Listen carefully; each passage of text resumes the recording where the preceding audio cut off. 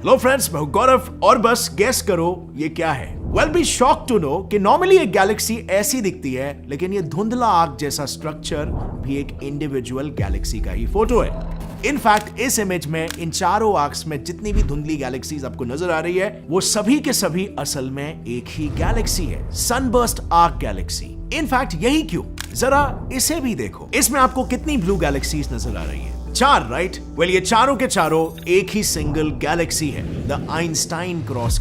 अब इसमें भी एक ही सिंगल गैलेक्सी है जो कि एक रिंग की तरह दिखाई दे रहा है, आइंस्टाइन रिंग। लेकिन एक मिनट, इन तीनों भी केस में एक गैलेक्सी इतने अजीबोगरीब पैटर्न्स में क्यों दिखाई दे रही है? और इस वीडियो को अगर आप एंड तक देखोगे तो आपको मिल सकता है iPhone 14 ओनली एट ₹1। वेल काफी इंटरेस्टिंगली इसके पीछे का जो कारण है ना, वो हम इंसान आदि मानव के जमाने से ही करते आ रहे हैं। हमारे पूर्वज जब एक दिन अपनी गुफा में बैठे हुए थे, तब उस गुफा की दीवार पर अचानक एक दिन उन्होंने बाहर के नजारे की इन्वर्टेड तस्वीर देख ली। पहले तो उन्हें समझ में नहीं आया कि ये एग्जैक्टली क्या है। वो झट से बाहर जाकर ये देखने लगे कि कहीं बाहर की दुनिया सच में उल्टी फुल्टी तो नहीं हो गई। लेकिन फिर गुफा की थोड़ी सी छानबीन करने पर उन्हें ये पता चला कि ये इन्वर्टेड इमेज गुफा में मौजूद एक छोटे से छेद से आ रही रोशनी की वजह से बन रही है। पर आखिर इसके पीछे की वजह क्या थी?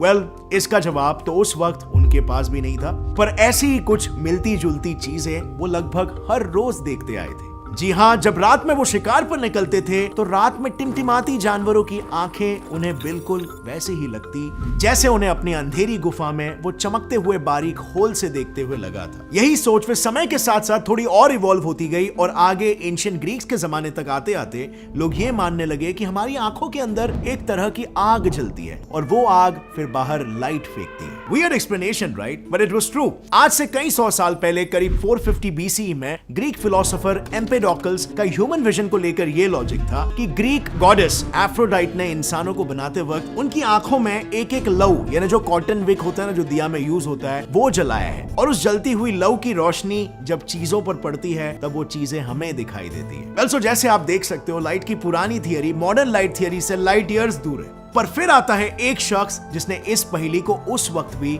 सुलझा दिया। बस सिर्फ बात यह थी कि वो शख्स था एक पागल कैदी। आज से करीब 1000 साल पहले 996 AD में जब पूरे इस्लाम के लीडर कैलिफ अल अजीज की मौत हुई, तब इजिप्ट के कायरो शहर की गद्दी पर एक 11 साल के बच्चे अल हकीम को अगला कलीफ बनाकर बिठा दिया गया। अब अल हकीम स्वभाव से इतना क्रूर था कि एक बार तो उसने अपने राज्य के सभी कुत्तों को से वसीले कटवा दिया, क्योंकि उसे उनके भौंकने से दिक्कत थी। उसे लगाव था तो बस साइंस से। उसने इनफैक्ट इसके चलते पूरे एंशिएंट पर्शिया के कई सारे साइंटिस्टों को अपने यहाँ पर काम पर भी रखा था, और इन्हीं में से एक था इब्न अल हत्याम उर्फ अल हाज़ेन, आज जिसे फादर ऑफ मॉडर्न ऑप्टिक्स के नाम से भी जाना जाता है। सो आगे बढ़ने से पहले फ्रेंड्स, चलिए बात करते हैं आप iPhone 14 कैसे जीत सकते हो। सो जैसे आपको मालूम है, इंडिया वर्सेस श्रीलंका 7 जैन को है, जो वैसे आप देखोगे ही, लेकिन उससे पहले डिस्क्रिप्शन में दिए हुए लिंक से My 11 सर्कल ऐप को डाउनलोड कर लो और अपनी टीम बनाओ। Playing fantasy cricket on My 11 circle is super easy. इसमें आपको 11 प्लेयर सिलेक्ट करने होते हैं 2 टीम्स में से। उनके परफॉर्मेंस के बेसिस पर आपको मिलेंगे पॉइंट्स, और अगर आपके पॉइंट्स आपके ओपोनेंट से ज्यादा हुए तो आप जीत सकते हो crazy cash prices on My 11 circle. और सिर्फ कैश प्राइजेस ही नहीं, बल्कि आप जीत सकते हो iPhone 14 सिर्फ ₹1 में by participating in a give away contest. और ये कॉन्टेस्ट सिर्फ इंडिया श्रीलंका मैच के लिए ही वैलिड है, और ये कॉन्टेस्ट सिर्फ आप नीचे लिंक पर क्लिक करके ही एक्टिवेट कर सकते हो। तो बिल्कुल मिस मत करना। टूर्नामेंट के हर मैच डे पर मेगा कॉन्टेस्ट ज्वाइन करो और जीतो the beast SUV Mahindra Thar. तो डाउनलोड करो My 11 circle from the description, और डिपॉजिट करते ही पाओ 20% एक्स्ट्रा रियल कैश आपके My 11 सर्कल अकाउंट में। और अब वापस आते हैं हमारे वीडियो में। जैसे हमने देखा, अल हकीम ने कई सारे साइंटिस्टों को अपने वहां पर काम पर रखा था, और इन्हीं में से एक था इब्न अल हत्याम उर्फ अल हाज़ेन, आज का फादर ऑफ मॉडर्न ऑप्टिक्स। सो बात यह ना, अल हाज़ेन ने एक बार अल हकीम के सामने एक प्रस्ताव रखा कि वो एक डैम जैसा कोई स्ट्रक्चर खड़ा करके इजिप्ट के नाइल नदी के बहाव को रेगुलेट कर सकता है। बट जब अपनी टीम के साथ वो साइट पर पहुंचा, तब उसे पता चला कि भाई नाइल नदी का बहाव तो कुछ ज्यादा ही तेज है, और उसे रेगुलेट करना यानी अपनी जान को जोखिम में डालने के बराबर था। पर अब ये बात अल हकीम को कैसे बताया जाए? वो चिढ़ गया तो वैसे भी मौत। सो अल हाज़ेन ने बड़ी ही चालाकी से अपने फेलियर के बारे में जाकर अल हकीम को सब कुछ सच सच बता दिया, पर साथ ही समाज में यह अफवाह भी फैला दी कि वो दिमागी रूप से पागल है। अब आप ही बताओ, एक पागल के पीछे कोई अपना वक्त क्यों जाया करेगा? सो अल हकीम ने उसकी जान तो बख्श दी, पर बदले में उसे अपने ही घर में कैद कर लिया। अब बिलीव इट और नॉट, लेकिन इस 1000 साल पहले किसी एक राजा के किसी एक निर्णय से ही आज पूरी की पूरी लेंसिंग की दुनिया खड़ी हुई है। क्योंकि अल्हाज़न ने फिर घर बैठे बैठे ऊपर आसमान में एक बहुत ही विचित्र सी चीज देखी। उसने ये नोटिस किया कि जब सोलर इक्लिप्स होता था तब क्योंकि सूरज चांद से ढक जाता था, काफी वियर्डली पूरी पृथ्वी पर भी अंधेरा पड़ जाता था। अब इस फिनोमेनन से उसकी दिमाग में पहली बार ये बत्ती जली कि शायद किसी तरह की लाइट का स्रोत हमेशा हमारी आंखों के बाहर होता है और ना कि उसके अंदर, जैसे पहले वाले लोगों की मानसिकता थी कि ये लाइट का स्रोत जानवरों के आंखों के अंदर ही होता है। अब अपनी इस न्यू डिस्कवरी पर और रिसर्च करने के लिए उसने एक एक्सपेरिमेंट भी परफॉर्म किया। उसने अपने घर पर पड़े लालटेन को जलाकर उसके सामने अलग अलग चीजें रखकर उनसे बनी परछाई को गौर से देखना शुरू कर दिया। और तब उसने ये नोटिस किया कि जब भी वो कोई चीज को उस लालटेन के सामने रखता तो उसकी परछाई उस चीज के पीछे बनती, लेकिन वहीं पर जब वो चीज लालटेन के राइट में हो तो परछाई लेफ्ट में बनती है और पीछे रखी हो तो सामने बनती है। और बस देयर इट वाज, अल्हाज़न बन गया वो पहला इंसान जिसने हमें यह बताया कि लाइट हमेशा एक स्ट्रेट लाइन में ही ट्रैवल करती है, until of course बीच में कोई मैग्नीफाइंग लेंस, कोई पानी से भरा ग्लास, कोई मिरर या फिर कोई भारी भरकम गैलेक्सी ना आ जाए। लेकिन फ्रेंड्स, एक मिनट, इस पूरे के पूरे बड़े कहानी से आप लोग बोल रहे होंगे कि गौरव भाई आपने तो पूरी कहानी सुना दी, हमारा ये सनबर्स्ट आर्क कैसे जस्टिफाई होता है?